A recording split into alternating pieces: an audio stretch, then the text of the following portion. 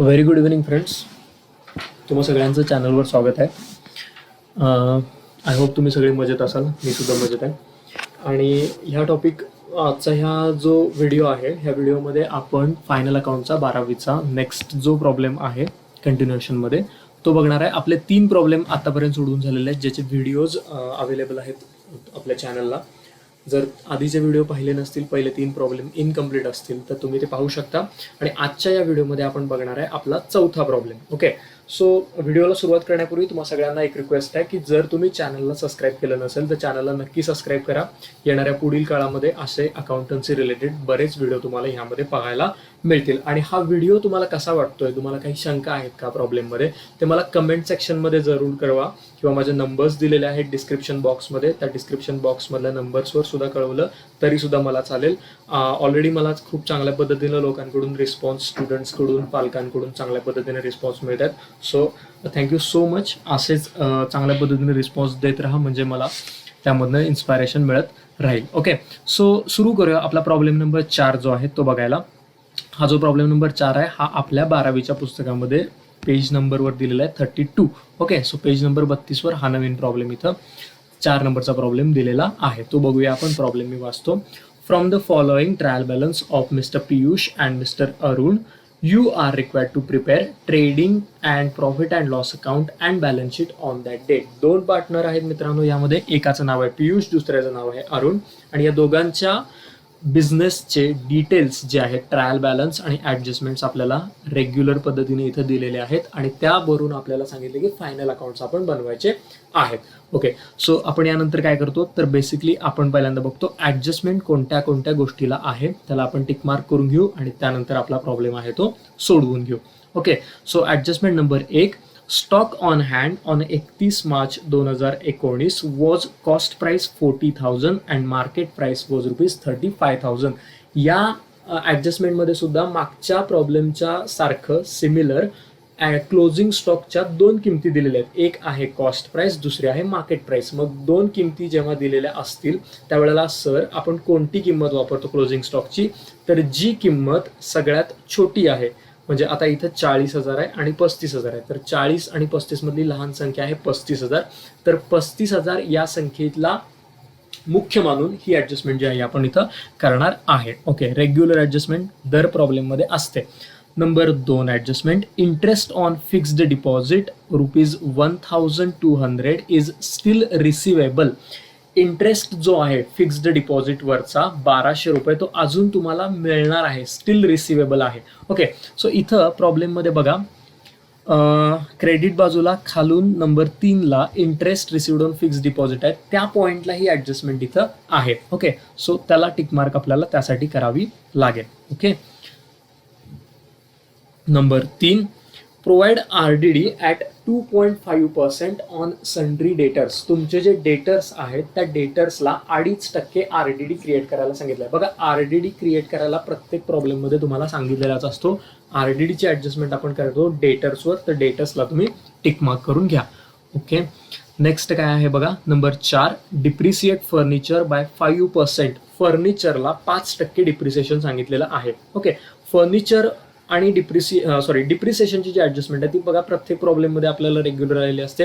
इथं ते सांगितले फर्निचरवर, तर फर्निचरला टिकमार्क करून ठेवा, त्यावेळेला ते पाहू.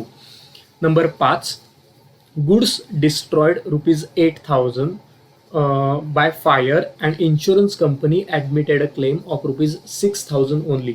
बघा, फॅक्टरीमध्ये आग लागली आणि त्या आगीमुळं ₹8,000चा माल आपला खराब झाला आणि त्या आगीच्या अगेन्स्ट आपण इन्शुरन्स केला होता, विमा उतरवलेला होता त्या मालाचा. मग विम्याचे आपल्याला पैसे मिळाले ₹6,000. तर ही ॲडजस्टमेंटचे आपण बेसिकली 4 इफेक्ट करतो. रेग्युलर ह्याच्यामध्ये आपण प्रत्येक ॲडजस्टमेंटचे 2 इफेक्ट करतो, पण या ॲडजस्टमेंटचे तुम्हाला 4 इफेक्ट करायचे आहेत. कसे करायचे आहेत ते बघूया. आधी एकदा एका व्हिडिओमध्ये आपण या पद्धतीची ॲडजस्टमेंट बघितलेली होती. सोपी ॲडजस्टमेंट आहे, काही अवघड यामध्ये नाही. तर सुरुवात करूया पोस्टिंगला. रेग्युलर मी तुम्हाला प्रत्येक वेळा सांगतो त्या पद्धतीनं पोस्टिंग तुम्ही जेव्हा कराल त्यावेळेला प्रॉपर आखून घ्या फॉर्मॅट आणि त्यानंतरच प्रॉब्लेमला सुरुवात करा. ओके, सो मी सुरुवात करणार आहे डेबिट बाजूकडून. पहिल्यांदा डावी बाजू पूर्ण आहे ती पोस्टिंग करून घेऊया आणि त्यानंतर मग क्रेडिट साईड बघू. पहिल्यांदा दिलेला आहे बघा इथं स्टॉक कंसामध्ये सांगितलंय 1/4/2018, अमाऊंट आहे ₹30,800. तारखेवरून आपल्याला समजते हा आहे आपला ओपनिंग स्टॉक. ओपनिंग स्टॉक आपण लिहितो ट्रेडिंग अकाउंटच्या डेबिटला. अमाऊंट आहे 30,800 रुपये. तर तो मी इथं लिहून देतो.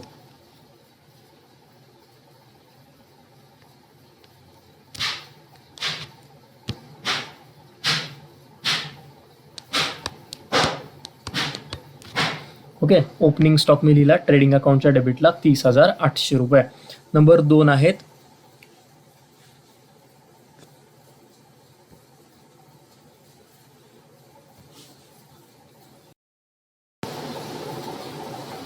ओके, नंबर 2 दिलेलं आहे तिथं परचेसेस, त्यासमोर म्हणले salaries. I think by mistake हे आलेलं आहे सॅलरीज हा शब्द. ते परचेसेस आहेत तुमचे. आणि परचेस जे असतात मित्रांनो ते आपण लिहितो ट्रेडिंग अकाउंटच्या डेबिटला. ते आहेत 80,000 80,000 रुपये. तर ते आपण रेग्युलर लिहून घेऊया परचेसेस 80,000. ओके, सो याला काही रिटर्न्स नाही आहेत त्यामुळे मी हे डायरेक्ट आउटरला लिहितो परचेसेस 80,000 रुपये.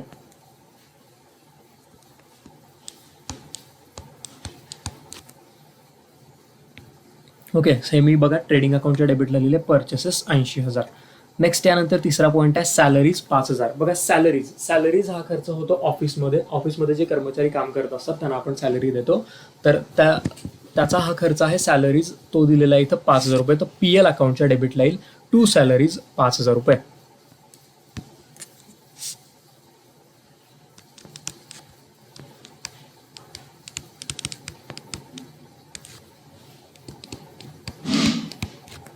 ओके, हा PLच्या मी डेबिटला लिहिला टू सॅलरीज 5,000 रुपये. नेक्स्ट आहेत वेजेस 7,500 रुपये. वेजेस म्हणजे जे लोक फॅक्टरीमध्ये काम करत असतात त्यांना दिली जाणारी जी मजूर आहे त्याला आपण म्हणतो वेजेस. हा खर्च येतो ट्रेडिंग अकाउंटच्या डेबिटला, त्यामुळे ट्रेडिंग अकाउंटच्या डेबिटला लिहू वेजेस 7,500.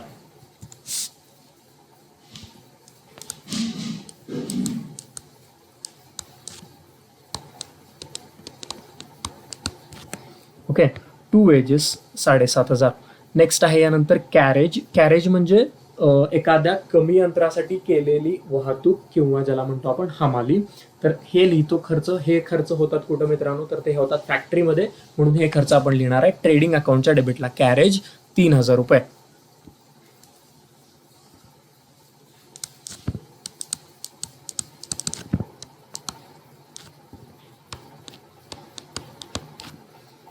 ओके, सो हे कॅरेज झाले 3,000 रुपये. नेक्स्ट आहेत रॉयल्टीज 2,500. रॉयल्टी म्हणजे शासनाला भरला जाणारा एक प्रकारचा कर. आणि हा कर जो असतो, हा टॅक्स जो असतो तो भरतो आपण कशासाठी, तर प्रोडक्शनसाठी. ओके, सो रॉयल्टीज येतात ट्रेडिंग अकाउंटच्या डेबिटला. बघा, उत्पादनाशी रिलेटेड जर तो खर्च असेल तर तो येईल ट्रेडिंग अकाउंटच्या डेबिटला. आता कर का भरला, तर उत्पादनासाठी भरला, म्हणून हा खर्च ट्रेडिंग अकाउंटच्या डेबिटला. रॉयल्टीज 2,500 रुपये.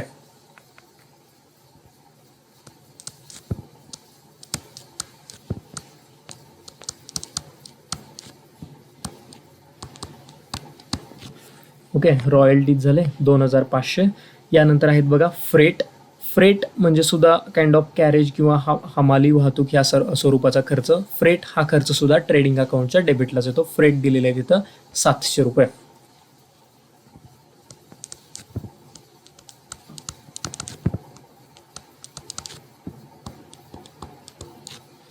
ओके, सो फ्रेट कंप्लीट झालं 700 रुपये. नेक्स्ट आहे यामध्ये दिलेलं बघा printing and stationery 1,050 rupees. Printing stationery हा खर्च कुठं होणार मित्रांनो, फॅक्टरीमध्ये होईल का ऑफिसमध्ये होईल, तर प्रिंटिंगचं काम वगैरे होतं ऑफिसमध्ये, त्यामुळे हा खर्च येतो प्रॉफिट अँड लॉस अकाउंटच्या डेबिटला. To printing stationery 1,050.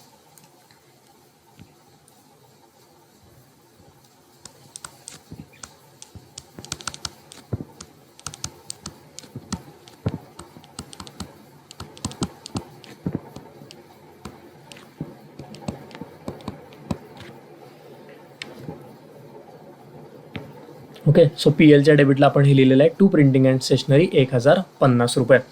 नेक्स्ट आहे यामध्ये काय सन्ड्री डेटर्स 43,000. डेटर्स ही तुमची असते करंट असेट आणि ही लिहितो आपण असेट बाजूला. याला एक ॲडजस्टमेंट आहे त्यामुळे हे इनरला लिहूया डेटर्स 43,000.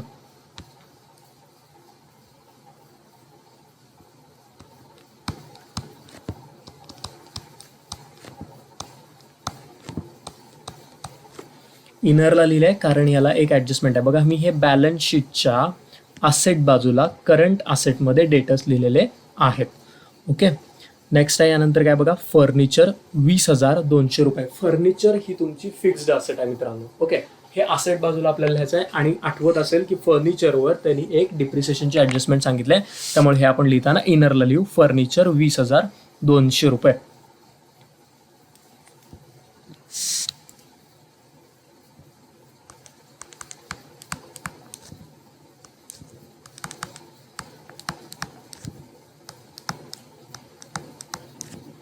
ओके, फर्निचर 20,200 रुपये. नेक्स्ट आहे लीज होल्ड प्रॉपर्टी. प्रॉपर्टी म्हणजे एखादी मोकळी जागा असेल, इमारत असेल, ही तुमची असते फिक्स्ड असेट. ओके, तर फिक्स्ड असेटमध्येच आपल्याला लिहावं लागेल लीज होल्ड प्रॉपर्टी 25,000.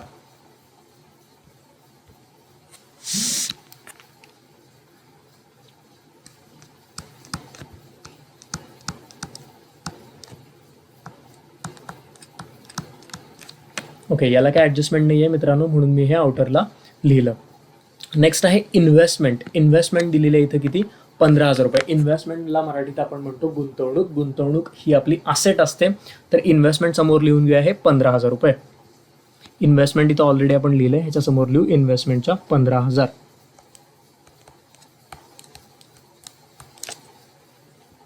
ओके, हे कम्प्लीट झालं. नेक्स्ट आहे बघा ट्रॅव्हलिंग एक्सपेन्सेस 3,450 रुपये. ट्रॅव्हलिंग एक्सपेन्सेस म्हणजे प्रवास खर्च, आणि हा जनरली खर्च होतो कुठून, ऑफिसमधून. आणि ऑफिसमधून जे खर्च होतात ते लिहितो कुठं आपण, P&L अकाउंटच्या डेबिटला. सो ट्रॅव्हलिंग एक्सपेन्सेस येणार PLच्या डेबिटला 3,450.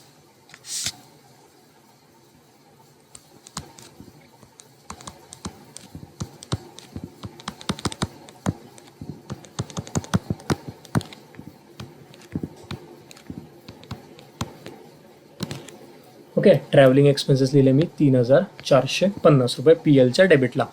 नेक्स्ट आहे यामध्ये काय बघा, ॲडव्हर्टिजमेंट कंसामध्ये दिले for 3 years 30,000.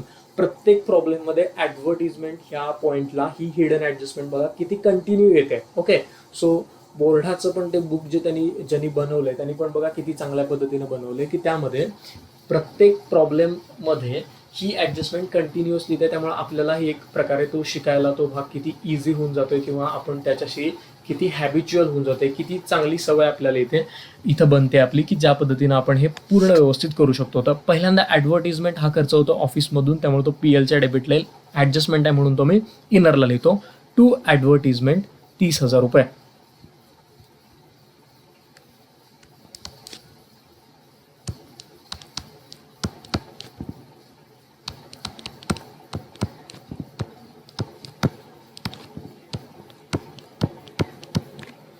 Okay, to advertisement amount आहे 30,000 रुपये. इनरला लिहिलेले आहे. नेक्स्ट आहेत बॅड डेट्स 500 रुपये. बॅड डेट्स म्हणजे बुडलेले पैसे, म्हणजे एक प्रकारचा तोटा, आणि हा लिहितो आपण PLच्या डेबिटला. टू बॅड डेट्स 500 रुपये.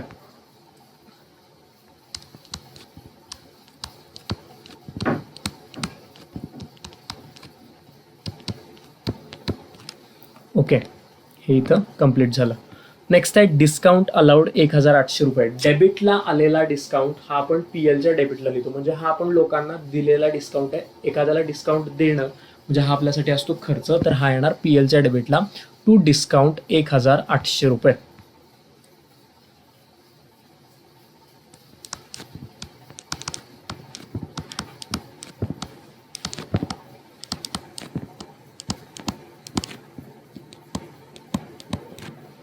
टू डिस्काउंट अलाउड 1,800 रुपये. नेक्स्ट 2 पॉईंट एकत्र वाचतो बघा. यामध्ये काय दिलंय, कॅश इन हँड आणि कॅश ॲट बँक म्हणजे हातामध्ये शिल्लक असलेली रोख रक्कम, आणि दुसरं कॅश ॲट बँक म्हणजे बँकेच्या खात्यामध्ये असलेली रोख रक्कम. ओके, सो बघा या दोन्ही सुद्धा तुमच्या काय आहेत, तर या दोन्ही आहेत तुमच्या करंट असेट. ओके, तर करंट असेटमध्ये या दोन गोष्टी लिहायच्या तुम्हाला. कॅश इन हँड 7,000 रुपये पहिली लिहून घेऊया.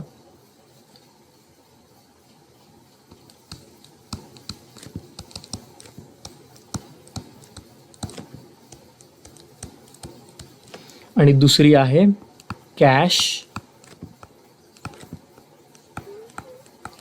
ॲट बँक, ज्याची अमाऊंट इथं दिलेली आहे तुम्हाला 20,000 रुपये.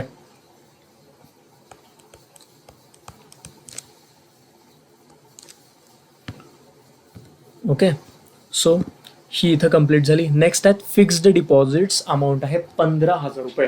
फिक्स्ड डिपॉझिट मित्रांनो समजून घ्या, एखाद्या बँकेमध्ये आपण फिक्स्ड डिपॉझिट करत असतो बरोबर, आणि बँकेमध्ये केलेली फिक्स्ड डिपॉझिट म्हणजे त्या व्यक्तीची किंवा व्यवसायाची असते काय तर गुंतवणूक. Okay, so it is an investment for us. So हे इन्व्हेस्टमेंट म्हणजे असेट बाजूला आपल्याला लिहावं लागेल. Fixed deposits 15,000. याला एक ऍडजस्टमेंट होती त्यामुळे आपण इनरला लिहू.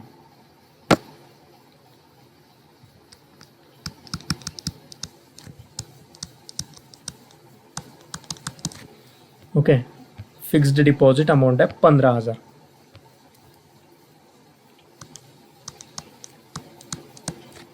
ओके, सो मी डेबिट साईडचं जे पोस्टिंग आहे ते बघा इथं कंप्लीट करून घेतलेलं आहे. सगळ्या ह्यातल्या गोष्टी आपण व्यवस्थित पद्धतीनं 1 बाय 1 पोस्टिंग तुम्हाला प्रॉपर केलेलं आहे. तुम्हाला आय होप हे समजत असेल. काय शंका असेल तर मला कळवत चला, त्यावर आपण परत डिस्कशन करू शकतो. ओके, सो बेसिकली आता मी स्टार्ट करतो माझी क्रेडिट साईड. क्रेडिट साईडला पहिल्यांदा मला दिलेलं आहे कॅपिटल अकाउंट. कॅपिटलमध्ये 2 पार्टनर आहेत, एकाचं नाव पियुष, दुसऱ्याचं नाव आहे अरुण. दोघांचंही कॅपिटल सेम आहे 80,000 रुपये. कॅपिटल कुठं लिहितो मित्रांनो आपण, तर कॅपिटल लिहितो बॅलन्स शीटच्या लॅबिलिटी बाजूला. ओके, दोघांची कॅपिटल इनरला सेपरेट लिहायचे आहेत, पियुष आणि अरुण.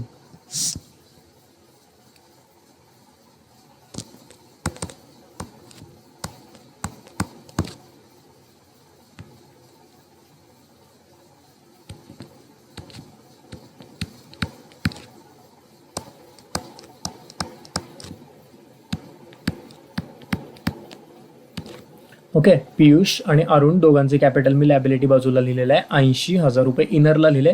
पहिल्यांदा आपण ते इनरलाच लिहित असतो, तुम्हाला सगळ्यांना माहिती आहे. त्यामध्ये परत आपण ड्रॉइंग्स असतील तर लेस करतो, NP असेल तो ऍड करतो, नेट लॉस आला तर लेस करतो. सो बऱ्याच बेरीज की त्यामध्ये होत असतात, त्यामुळे पहिल्यांदा लिहिताना आपण ते इनरला लिहिणार.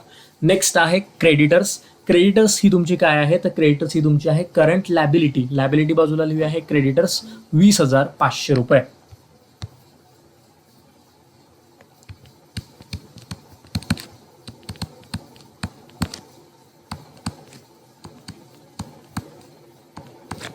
ओके, क्रेडिटर्स 20,500 रुपये लिहिलेले आहेत. नेक्स्ट आहे यानंतर बघा काय दिले, interest received on fixed deposit 1,000. बघा, जे तुम्ही बँकेमध्ये फिक्स्ड डिपॉझिट ठेवलं त्याच्यावर तुम्हाला व्याज मिळालं 1,000. व्याज मिळालं हा माझा इन्कम आहे. ओके, हे माझं उत्पन्न आहे. आणि असं इनडायरेक्ट उत्पन्न जर कुठलं असेल तर ते मी लिहितो P&L अकाउंटच्या क्रेडिटला. मग PLच्या क्रेडिटला म्हणावं लागेल bye interest on fixed deposit 1,000.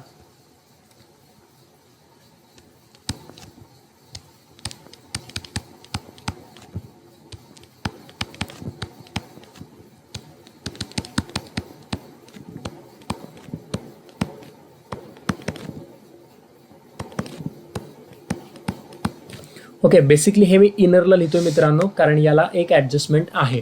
काय लिहिलंय मी, by interest on fixed deposit इनरला 1,000 रुपये.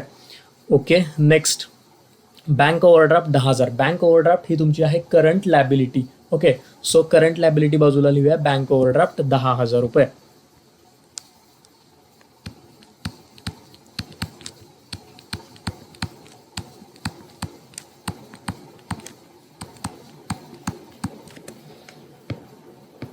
ओके, नेक्स्ट आहेत सेल्स. सेल्स आपण लिहितो ट्रेडिंग अकाउंटच्या क्रेडिटला बाय सेल्स 1,20,000. एकदम इझी.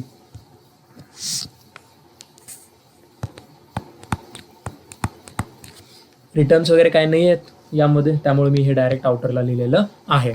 तर आय होप तुम्हा सगळ्यांना पोस्टिंग हे समजलं असेल. बघा किती सोपं आहे. रोज आपण प्रॉब्लेम जो सोडवतो त्यामध्ये कितीतरी अशा गोष्टी आहेत की ज्या रिपीटेडली त्याच येतात, ज्यात काहीही नाविन्य नाही आहे.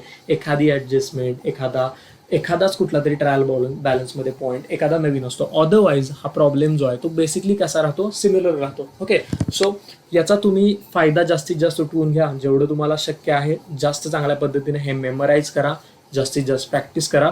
नक्कीच सगळ्या तुम्हाला मित्रांना चांगले किंवा पैकीच्या पैकी मार्क ह्यामध्ये मिळतील. ओके, सो आता मी भाग बघतोय तो ॲडजस्टमेंटचा. ॲडजस्टमेंटमध्ये बघूया काय काय दिलेलं आहे.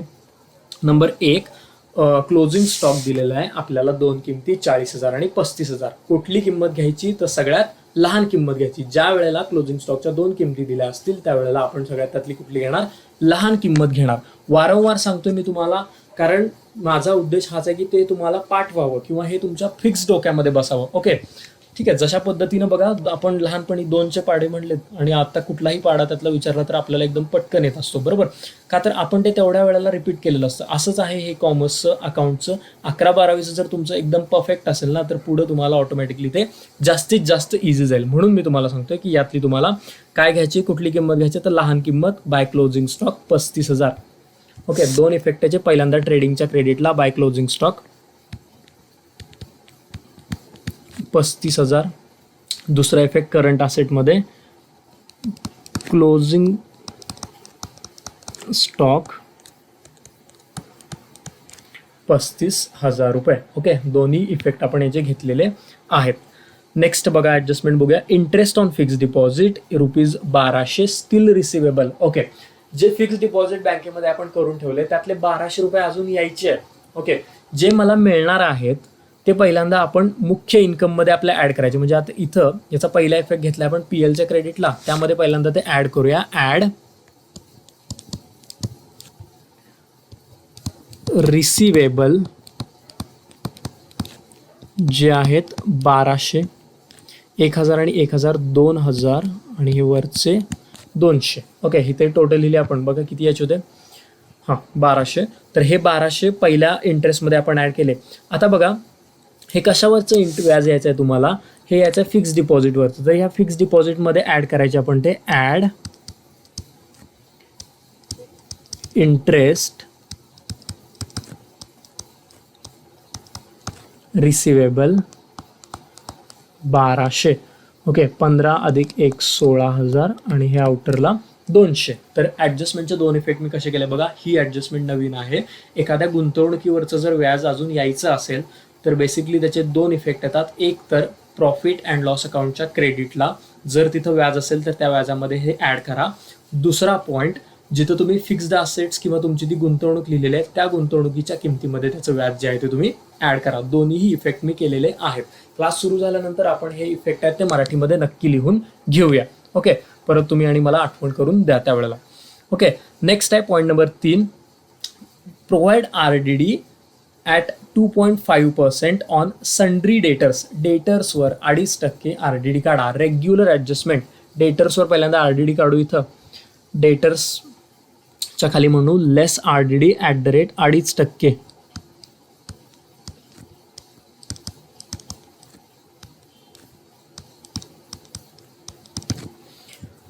$43,000च्या 2.5% काढायच्यात. बघा, 43,000च्या 10% येतील 4,300, 5% येतील 2,150 आणि 2,150च्या निम्मे म्हणजे येतील 1,075 रुपये.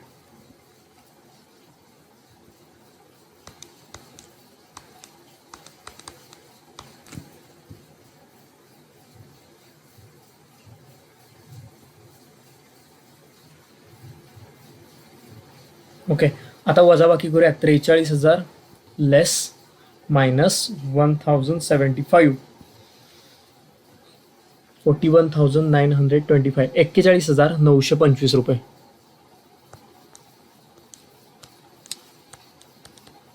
आउटरला इथं लिहिलेले आहेत. ओके, याचा दुसरा इफेक्ट RDD म्हणजे प्रोव्हिजन, म्हणजे एक प्रकारचा खर्च. तो लिहितो आपण PLच्या डेबिटला. टू RDD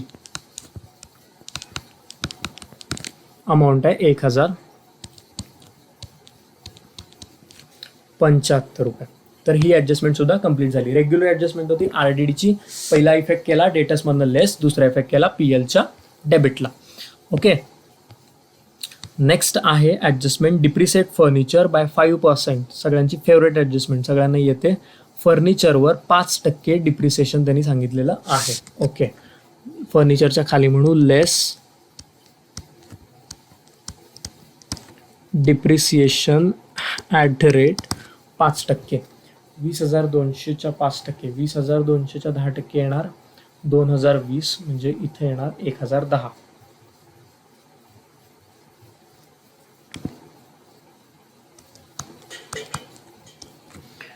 एवढे वजा करूया मित्रांनो. 20,000 200 मधून येतात किती? 19,190.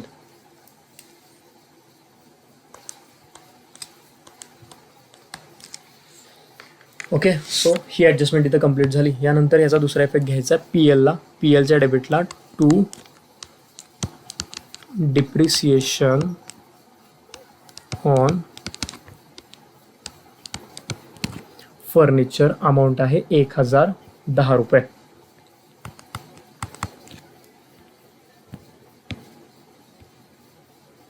ओके, ही ॲडजस्टमेंट इथं कंप्लीट झाली. नेक्स्ट बघूया काय दिलेलं आहे. लास्ट महत्त्वाची adjustment, goods of rupees 8,000 destroyed by fire. Okay, एवढंच पहिल्यांदा बघा.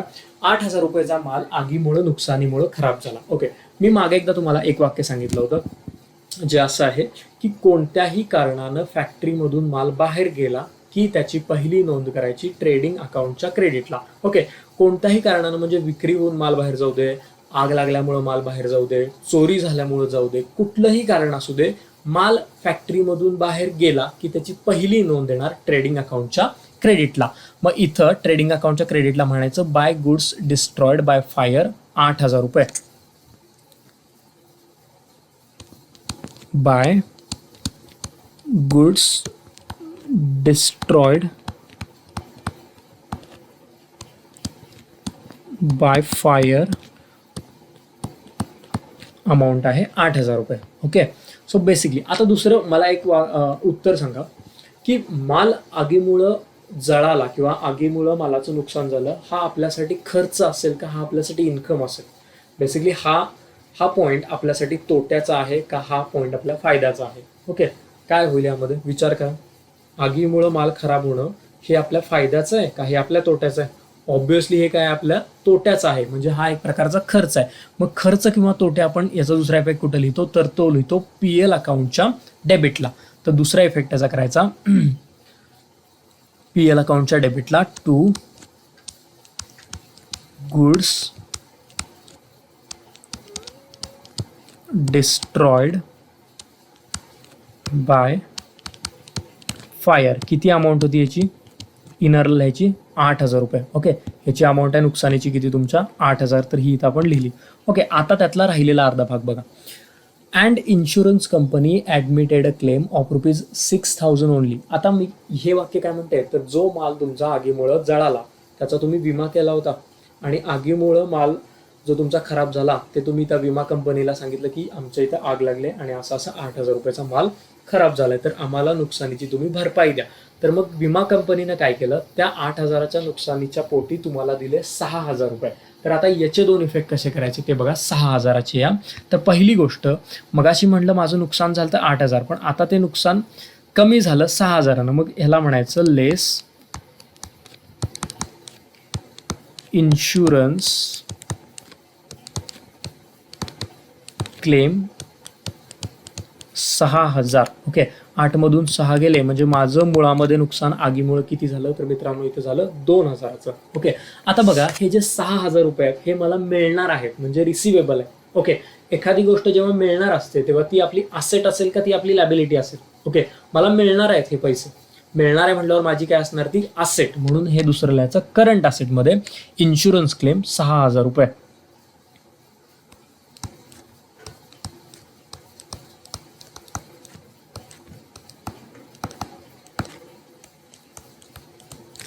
ओके, इन्शुरन्स क्लेम इथं लिहिलेला आहे 6,000 रुपये. तर बेसिकली मी मगाशी पहिल्यांदा जेव्हा प्रॉब्लेम सोडवायला सुरू केला तेव्हा तुम्हाला सांगितलेलं की या ॲडजस्टमेंटचे 4 इफेक्ट येतील. ओके, तर बघा 4 इफेक्ट कसे केले. पहिला केला ट्रेडिंग अकाउंटच्या क्रेडिटला, दुसरा केला PL अकाउंटच्या डेबिटला, तिसरा सुद्धा केला PL अकाउंटच्या डेबिटला आणि चौथा मी केला करंट असेटमध्ये बॅलन्स शीटच्या असेट बाजूला. तर ही ॲडजस्टमेंट पर्टिक्युलरली जर आली तर तुम्हाला त्याचे 4 इफेक्ट करावे लागतील. म्हणजे प्रत्येक अमाऊंटचे 2 इफेक्ट, म्हणजे इथं 2 अमाऊंट होत्या, एक 8,000 होती आणि एक 6,000 होती. तर 8,000चे 2 केले आणि 6,000चे मी 2 इफेक्ट केले. तर अशा पद्धतीनं हा प्रॉब्लेम इथं आपला कंप्लीट झाला. ॲडजस्टमेंट एक राहते ॲडव्हर्टिजमेंट. आता बघा ॲडव्हर्टाइजमेंटचे काय सांगितलेले इथं पुस्तकामध्ये की ॲडव्हर्टिजमेंटचे जे पैसे आहेत ते तुम्ही 3 वर्षासाठी 30,000 रुपये दिलेत. बघा 3 वर्षाचे 30,000 दिलेत. मला इथं फक्त गृहीत धरायचे खर्च एका वर्षाचे. मग एका वर्षाला किती असतील? 3 वर्षाला 30,000, मग एका वर्षाचे असणार किती? 10,000 रुपये. म्हणजेच काय, 2 वर्षाचे पैसे तुम्ही ॲडव्हान्समध्ये दिलेत. मग 2 वर्षाचे पैसे किती असतील इथं, तर बेसिकली ते असणार 20,000 रुपये. तर ते 20,000 रुपये काय आहेत अकाउंटिंगच्या भाषेमध्ये, ज्याला आपण म्हणतो ॲडव्हान्समध्ये दिले की प्रीपेड आहेत. प्रीपेड म्हटलं की संबंधित खर्चामधून वजा लेस प्रीपेड. 30मधून 20 गेले, राहिले किती इथं 10. ओके. आणि प्रीपेडचा दुसरा इफेक्ट करंट असेटमध्ये, प्रीपेड ॲडव्हर्टिजमेंट अमाऊंट 20,000 रुपये. ओके. सो ह्या पद्धतीनं आपला हा सुद्धा प्रॉब्लेम जो आहे तो कंप्लीट इथं झालेला आहे. सगळं पोस्टिंग आपण केलेलं आहे, सगळ्या ॲडजस्टमेंट्स आपण इथं बघितलेल्या आहेत. तर आता प्रॉब्लेम आपण काय करूया, क्लोज करूया. पहिल्यांदा करूया क्लोज ट्रेडिंग अकाउंट. ट्रेडिंग अकाउंटच्या क्रेडिट बाजूची सगळ्यांनी टोटल करा. कॅल्क्युलेशन करत चला मित्रांनो, तुम्हाला फायद्याचं राहील. 1,20,000 अधिक 30,000, 1,50 आणि 5 55 येतात 1,63,000.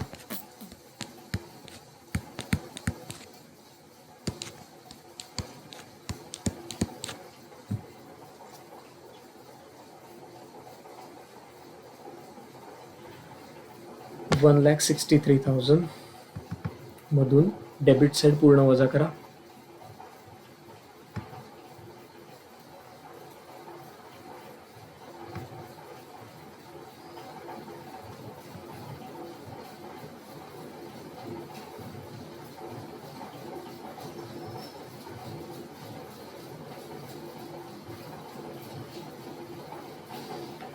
जीपी राहतोय, ग्रॉस प्रॉफिट इथे राहतोय डेबिट साईड वजा केल्यानंतर 38,500 रुपये.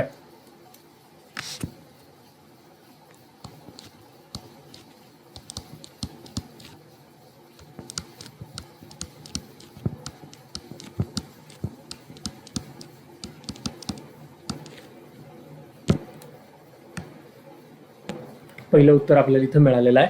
ग्रॉस प्रॉफिटचा दुसरा इफेक्ट करूया. पीएल अकाउंटच्या क्रेडिटला by GP by gross profit 38,500 रुपये. परत आपण क्लोज करायचं आहे आपलं पीएल अकाउंट. पीएल अकाउंटची सुद्धा क्रेडिट बाजू जनरली मोठी येते, त्यामुळं बघूया इथं काय टोटल येईल. पहिल्यांदा 38 आणि 2 40,700 रुपये.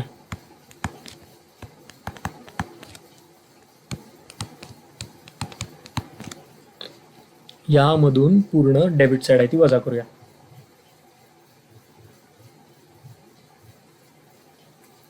5,000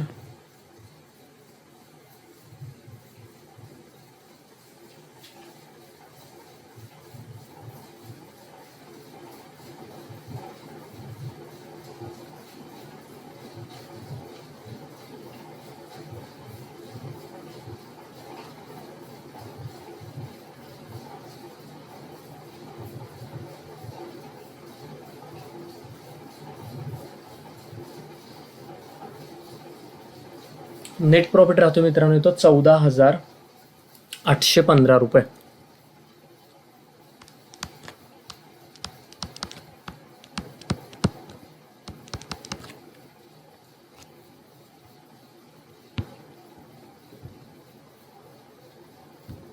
$14,815. ओके. 2 पार्टनर आहेत, एकाचं नाव आहे पियुष, दुसऱ्याचं आहे अरुण. ओके. तर इथं लिहू पी आणि ए. पीचा किती, एचा किती.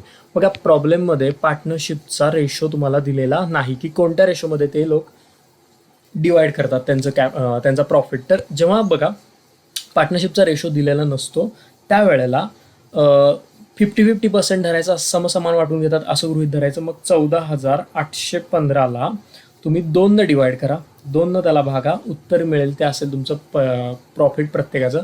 तर पहिल्याच घेऊया 7,408 रुपये. 7,408 आणि दुसऱ्याचं घेऊया 7,407. ओके. आता हे झालं काय तुमचं, तर हे झालं तुमचं नेट प्रॉफिट.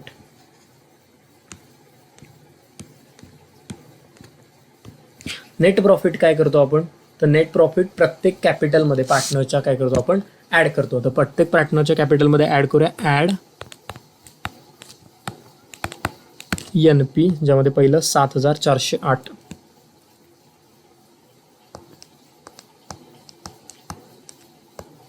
ऐंशी अधिक 7 87,408 याचा ॲड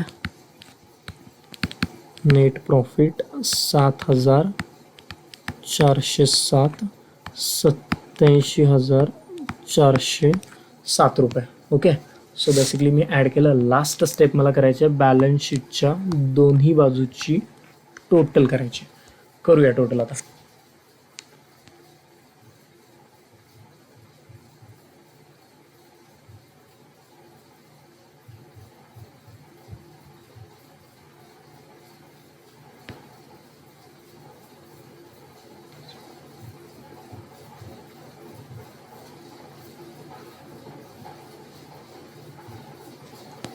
₹2,05,315 रुपये.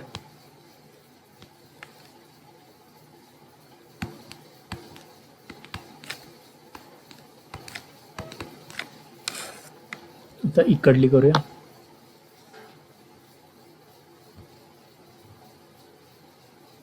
एक सेकंड मित्रांनो, बॅटरी इज लो.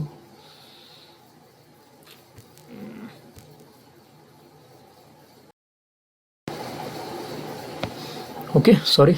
तर इकडली मी टोटल केलेली आहे आसेट बाजूची, तुम्ही सुद्धा करून बघा. तर इकडली सुद्धा टोटल येते 2,05,315 रुपये. तर हा प्रॉब्लेम आपला इथं एवढ्या अमाऊंटनी टॅली होतं.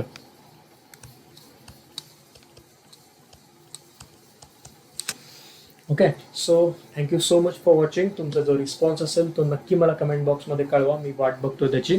आणि ज्या कोणाला क्लासेस जॉईन करायचे असतील त्याने क्लासेस जॉईन करण्यासाठी फोन करू शकता, एन्क्वायरी करू शकता. Okay, thank you so much for all your love.